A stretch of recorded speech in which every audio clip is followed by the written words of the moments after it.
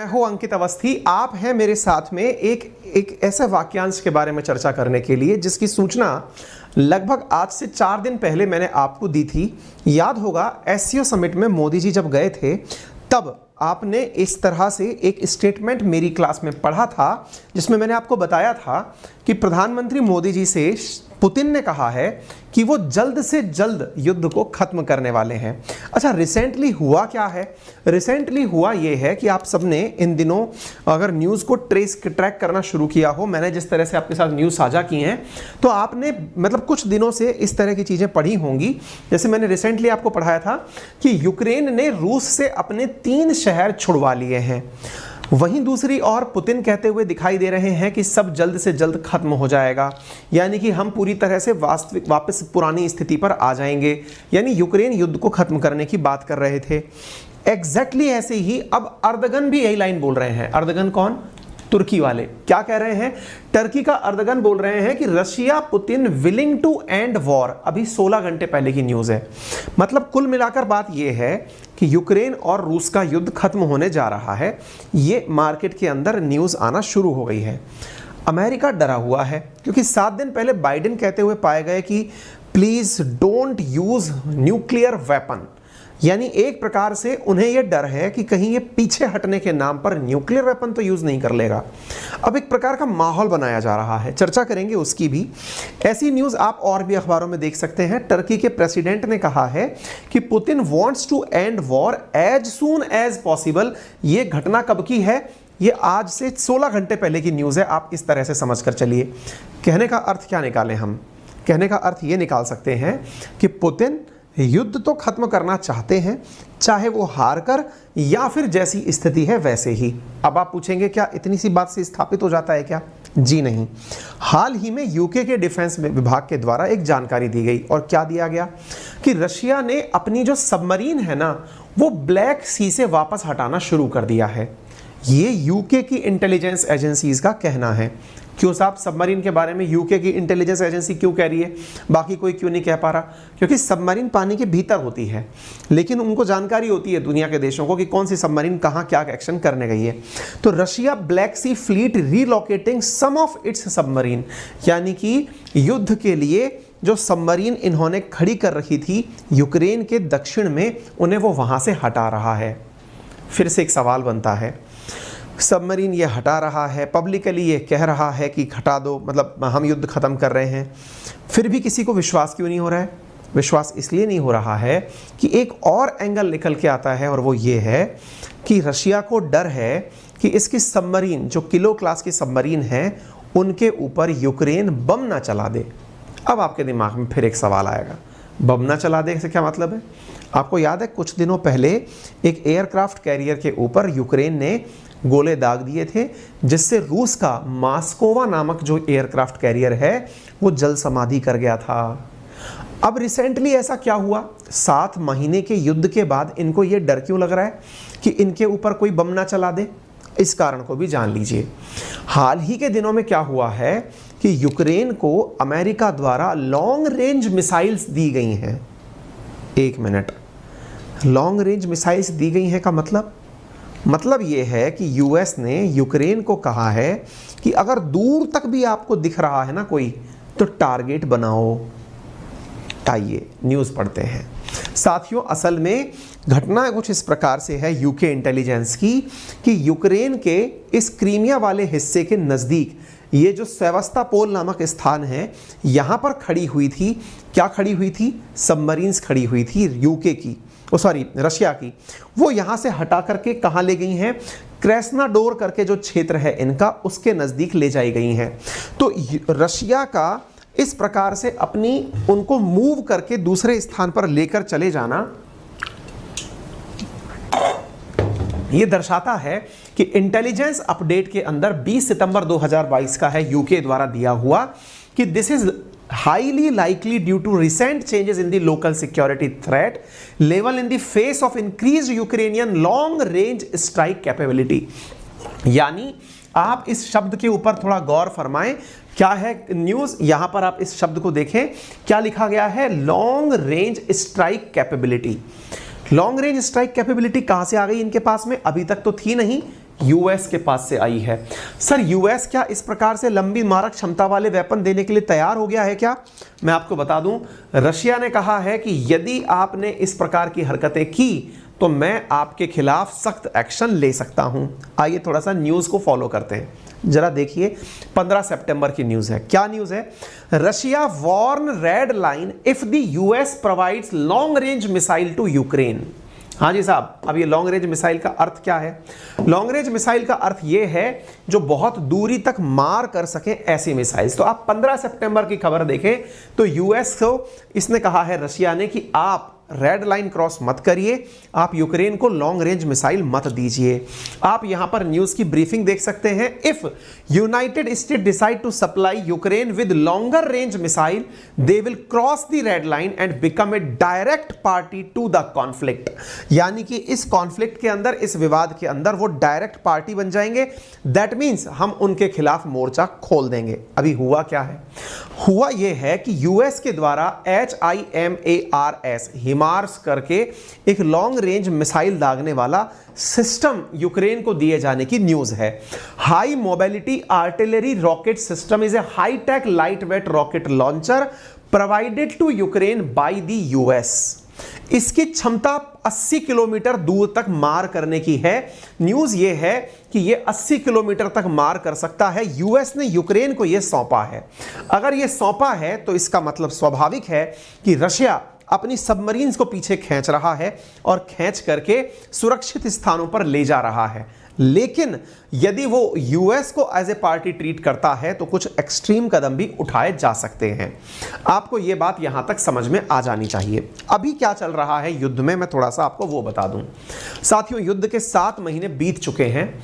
शुरुआत में जहां रशियन फोर्सेस एग्रेसिव थी, रशियन फोर्सेस इस स्थान तक पहुंच गई थी युद्ध करते करते। हाल ही में इस पूरे जो येलो कलर का जो क्षेत्र आपको दिख रहा है, इस क्षेत्र को वापस से यूक्रेन की सेना ने अपने कब्जे में ले लिया है। यानी कि यह क्षेत्र पूरी तरह से अब रशियन फोर्सेस के कंट्रोल से निकल चुका है। अब जो आपको ये जो बाकी दूसरा हल्का पिंक कलर का क्षेत्र दिखाई पड़ रहा है, ये रशियन फोर्सेस के कंट्रोल में है। लेकिन मैं आपको एक चीज और नोटिस कराता हूं, यहां पर ये जो आपको डॉट डॉट डॉट डॉट से दिखाई पड़ रहे हैं, ये वो क्षेत्र हैं जहां पर यूक्रेन की फोर्सेस वापस से आकर के अटैक कर रही हैं, यानी कि इन्हें पीछे धकेलने का काम कर रही हैं। इसका अर्थ क्या निकाले? इसका अर्थ यह है कि यूक्रेन की फोर्सेस और रशियन फोर्सेस के बीच में जो चल रहा विवाद है या घमासान है, वो अत्यधिक लेवल पर चल रहा है और यूक्रेन को पीछे रशिया को पीछे धकेला जा रहा है। अब रशिया को पीछे धकेला जा रहा है, यह न्यूज कब की है? 20 सितंबर की है। इसका मतलब रशिया पीछे तो हट रहा है। अब रशिया पीछे हट रहा है, इसकी बात पूर्ति और कहां से होती है? इसके बारे में और जानकारी जो निकल कर आती है वो कुछ इस प्रकार से है। रूस के द्वारा हाल ही में अपने कुछ पैरा ट्रूपर्स को सीरिया से यूक्रेन भेजा गया है। क्यों भेजा गया है? कारण जान लीजिए। कारण यह है साथियों कि अभी जब युद्ध हुआ तो मैन और मटेरियल लॉस रशिया का भी हुआ। लगभग 70,000 से अधिक कैजुअल्टी हुई, 6200 व्हीकल खराब हो गए और लगभग 200 एयरक्राफ्ट इनके खराब हुए। इसका सीधा सा अर्थ यह है कि रशियन फोर्सेस का मोराल डाउन हो रहा है। ऐसी स्थिति में रशिया ने अपने पैरा ट्रूपर्स को सीरिया से यूक्रेन भेजने का निर्णय लिया है, ताकि वो अपने यहां पर जो पर्सनल्स हैं, युद्ध करने के लिए जो सैनिक हैं, उनकी कम संख्या से निपट सके। एक प्रकार से अपने द्वारा बड़ी मात्रा में सैनिकों को यहां पर उपलब्ध करा सके। इतनी बात समझ में आ गई? और क्या कोई इस बात की पुष्टि करता है क्या? बिल्कुल करता है साहब। रशिया की पार्लियामेंट ने हाल ही में एक कानून को बहुत आसान कर दिया है, और वो क्या है? अगर आपको रशिया की सिटीजनशिप चाहिए, अगर आप रशिया की फोर्सेस की तरफ से युद्ध लड़ रहे हैं, तो आपको बहुत आसानी से रशिया की सिटीजनशिप मिल जाएगी। आप यहां पर कानून देख सकते हैं। रशिया की पार्लियामेंट ने हाल ही में सिटीजनशिप एक्विजिशन को लेकर के जो कानून हैं, उनको जो फॉरेनर सर्विस दे रहे हैं इनकी फोर्सेस में, उन्हें बहुत आसान कर दिया है। अगेन ये क्या दर्शाता है? अगेन दर्शाता है कि रशिया अपनी सेना के अंदर जो कम विश्वास हो रहा है या विश्वास की बहाली कम हो रही है, उसको मेंटेन करने के लिए विदेशी लोग जो उनकी सेना में हैं उन्हें सिटीजनशिप ऑफर कर रहा है ताकि वो आसानी से युद्ध करने के लिए तैयार हो जाएं। सीरिया से सैनिक बुलाए गए, पार्लियामेंट में कानून बनाया गया और आपने यहां पर इनका युद्ध में हारना देख लिया है। दुनिया इसे ट्रीट ऐसे ही कर रही है कि यूक्रेन जो है ना वो इस समय बढ़त बनाए हुए है।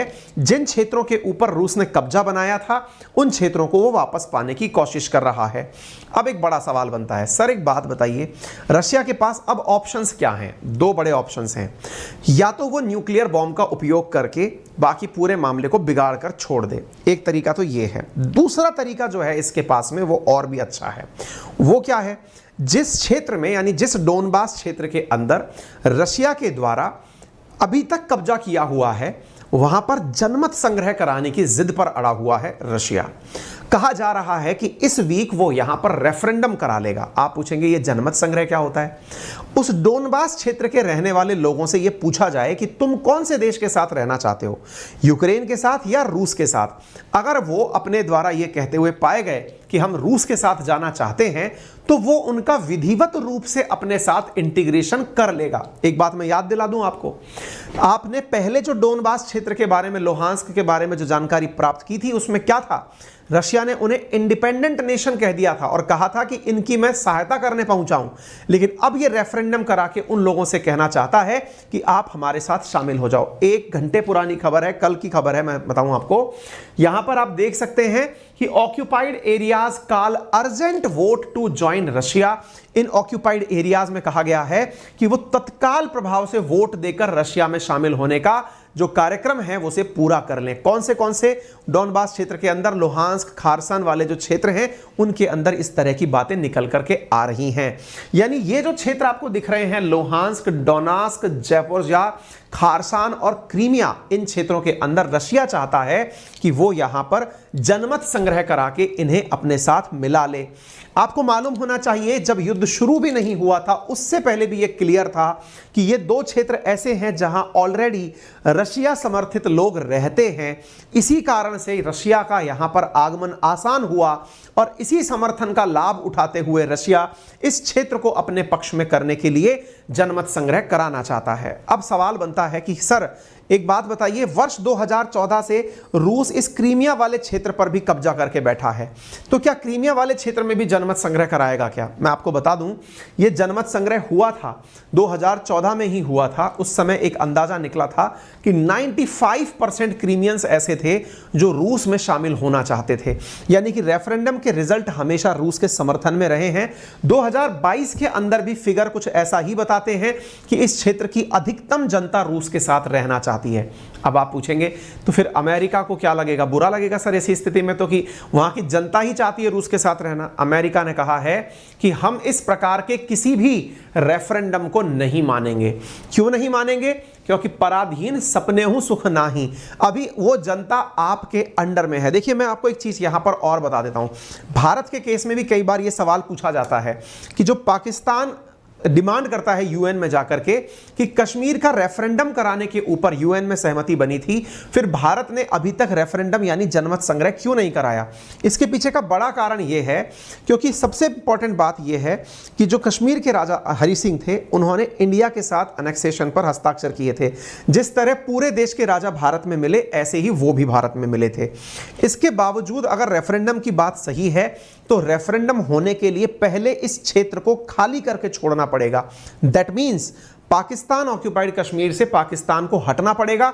उसके बाद उस क्षेत्र में एक स्टेटस क्वो सिचुएशन बनेगी, फिर जनता से पूछा जाएगा कि वो कहां जाना चाहती है। एग्जैक्टली यूएन यहां पर यूएस कह रहा है कि वो क्षेत्र जो आपके कब्जे में है हम कैसे मान लें कि वहां पर जनमत संग्रह फेयर तरीके से हो जाएगा। हो सकता है बड़ा ही अनफेयर तरीके से जनमत संग्रह कराया जाए, हो सकता है कि वो जनता जो है वो इस बात पर लागू ही ना, और क्यों माने, ऐसे तो किसी भी देश के अंदर किसी भी क्षेत्र में जनमत संग्रह करा दिया जाएगा। हम इस चीज के पक्ष में नहीं है। यूएस अपना स्टैंड दे चुका है। तो यानी कि ऑक्यूपायर प्लेबुक इन एक्शन, यहां पर बड़ी चर्चाएं चल रही हैं। मैक्रॉन जो हैं उन्होंने भी इस प्रकार की घटना का कहा है कि हम केवल इस घटना पर हंस सकते हैं, ये केवल फर्जी घटना है, हम इस चीज के अंदर किसी भी प्रकार से रूस का समर्थन नहीं करेंगे। इसी प्रकार से ईयू ने कहा है कि हालांकि रशिया जो है वो प्रयास तो कर रहा है किस बात का? कि यहां पर रेफरेंडम कराया जाए, लेकिन हम किसी भी प्रकार से उनके समर्थन में नहीं रहने वाले हैं। तो अब देखना होगा कि पुतिन का युद्ध समाप्त कैसे होता है। जो मेरा परसेप्शन कहता है कि पुतिन यहां पर रेफरेंडम कराएंगे और रेफरेंडम करा करके युद्ध को समाप्त करने की घोषणा कर देंगे कि साहब रेफरेंडम करके ये रूस में मिल गए, अब हम चाहेंगे कि अब यह युद्ध यहीं रोक दिया जाए, हम अपनी सेनाओं को वापस ले रहे हैं। यूएन में प्रस्ताव पारित करके जहां की तहां स्थिति को बरकरार रखा जा सकता है, ऐसा मुझे लगता है। बाकी अपडेट में यूएस का मतलब जो रशिया का जो विरोध है वो पूरी दुनिया में एज इट इज जारी है। फिलहाल के लिए जो UEFA कंपटीशन है उसमें से रशियन टीम को खेलने से इनकार कर दिया गया है। जानकारी पसंद आई हो तो सभी साथियों के साथ शेयर करिए, चैनल पर नए हैं तो सब्सक्राइब कर लीजिएगा, वीडियो पसंद आया हो तो लाइक करना बिल्कुल ना भूलें।